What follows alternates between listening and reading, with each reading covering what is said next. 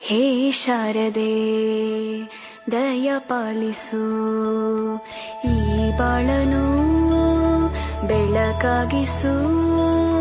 ಹೇ ಶಾರದೆ ದಯ ಪಾಲಿಸು, ಈ ಬಾಳನು ಬೆಳಕಾಗಿಸು. ನಾಳೆಗಳ ದಾರಿಯಲೇ ನಂಬಿಕೆಯ ನೆಲೆಯಾಗಿರಿಸು, ಮುನ್ನಡೆಸು.